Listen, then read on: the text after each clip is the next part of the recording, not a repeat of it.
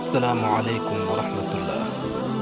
Wadina suhu goto on yaranno sangara mbo hutortono dorog gutorgol cettugol no feewi hawwati jaggul jinnaɓe makka o mbalorɗo men jamma e ñalawma.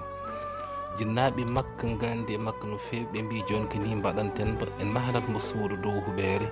bel mbawen foftude e bone makka. Allah waɗi suhu o wonton no yar sangar mum omo joguino musraɓe nayyi ɓe mbi enen jehen mbaji den kaari bel omo immo e bonande nde wonde urto e pewal. Allah waɗi musraɓe nayyi ɓe gari goni e wajadombo eɓe tawi ko mandilɗo eɓe paadi haw ɗifti e sangar makka eɓe goni e wajadombo eɓe kalnimba haala Allah ɓe kalnimba aljanna ɓe kalnimba jeygol ɓe kalnimba yurmede Allah no wayi yajji e hubde dindi. Musidɗo o heeɗiɓe ha ɓoy settan hiwti woni e woyde wallahi min de mi andirani ni kadi mi famirani ni wonande ko kallon ko min de kam joni ɗo gonmi ɗo koye moɗon jiɗmi wondude koye moɗon jiɗmi yaadude. Allah waɗi hawri musraɓe makka nayyi ɓe wonto jahanno pahumanade ɓe nawrimba ɓe gaddimɓe e juma goto. Allah waɗi ɓe goni e wajadombo o nimsi o tuubi tubabuy celluɗo kono noon kanko foof e tubde tubabuy celluɗo noon ha joni sangara o batti muɗum ne heddi e makka saaha foof o tuuyete bi mana o duude yidde yarde sangar. soko tawi hakkillo ari yidde yarde sangar tan o wonat koye noddude musraɓeɓe wi musraɓe tinneɗe e jagge kam tongue kam ha tiiɗa tongue kam gilmi ruttaki e jargol sangara. Musraɓeɓe jaggamba tongamba ha tiiɗa kilo ruttaki. Allah waɗi o wor noon saaha fof omo haaɓe e fittanu makko kala nde o yiiɗi yarde sangar omo haaɓe e fittanu o woori noon fodde tumunno ha gandanɗa hoorema Allah waɗi sangar o e doro ko iyo ɓandu. Waɗi saaha goto tan en jeehi to médecin waɗi analysé iyo ɓandu ndu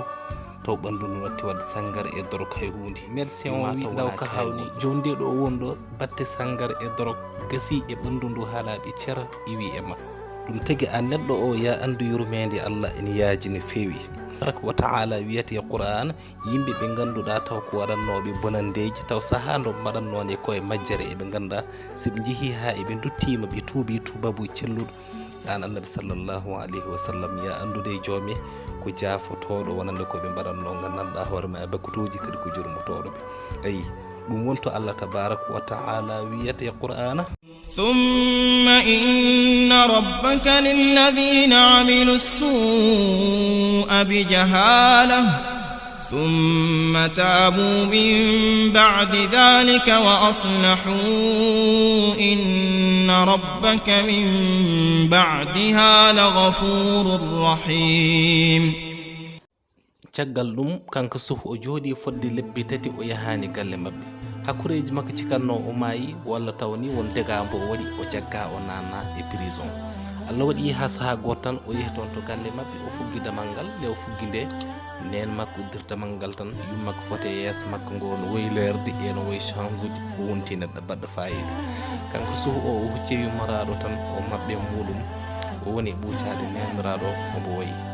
o wi e hema nene mboɗo ñaguima tinno yarlumi jaafoɗami dennagal ko lorannomami e mbeɗa leptuma kadalika kadi ko noon o yafniri babiraɗo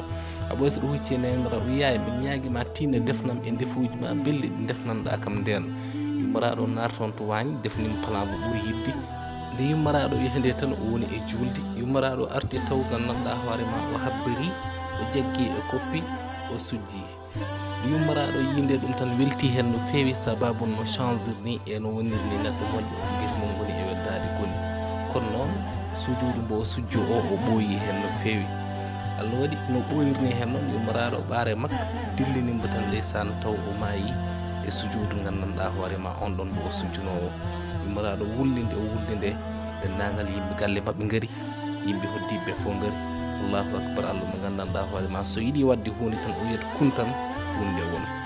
nde ɓe ƴewde gandanɗa hoorema posuji makka tan eɓe tawi hen ɓataki o mboyi e nder ɓataki he nene mboɗo ñaguima ya ñotonam ka sanke mo gandanɗa hoorema mo battemo e mum. mbeɗa ñagui mon kadi kalne suhaɓe wuuro ngo wonande yoɓe ndono goskam ki ha eɓe mbawa ruttade Allah eɓe ganda ko ɗum ɗo tan woni gonga.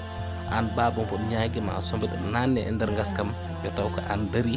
mbaɗɗa kam e nder gaska ha ɗum ɗo de won gandanɗa hoorema ko wasi ko e nder oɗo lettre